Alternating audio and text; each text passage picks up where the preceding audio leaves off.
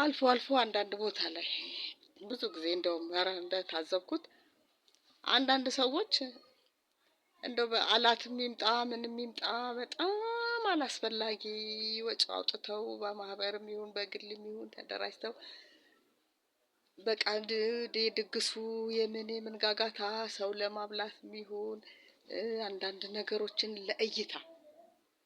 ለእይታ ብቻ እንደው በቃ እንደ ከሌ እንዲያረጉ ከሌ እንዲያረገ ለመባል ገና እንደው አለን ተብሎ የሚያደርጉ ብዙ ሰዎች አሉ። ያም የሆነው እንግዲህ ለምሳሌ እናት አባት እህት ወንድም ቅርብ ያለ ሰው ከአቅሙ በላይ በሆነ ችግር ከአቅሙ በላይ በሆነ ሁኔታ ይህን ጊዜ ችግር ላይ ነው ያለው።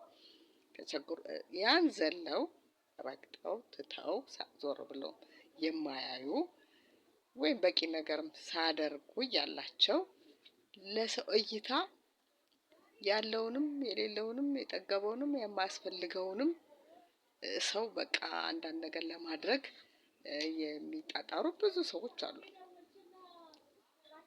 ጽድቅ ከቤት ነው የሚጀምረው ይባላል አይደል? የቤትን የጉያን ትቶ ሸፍኖ ወደ ሌላ ተራምዶ መሄድ እንዲህ ከሌ እንዲህ ያደረገ ለመባል የሚደረገውን ነገር አሁን እውነት እንደው ያጸድቃል እግዚአብሔር ይወደዋል።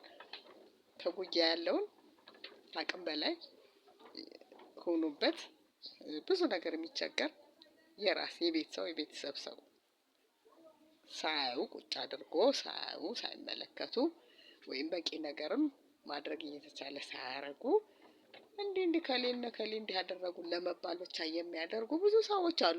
ለታይታ ለእይታ ይሄ ነገር እውነት ለጽድቅ ነው አልደረጉ ለመባል ይሄን እንግዲህ እግዚአብሔርም ይወደዋል ብዬ አልገምትም። ከቤት ነው መጀመሪያ ያለበት ጽድቅ ከቤት ነው መጀመሪያ ያለበት።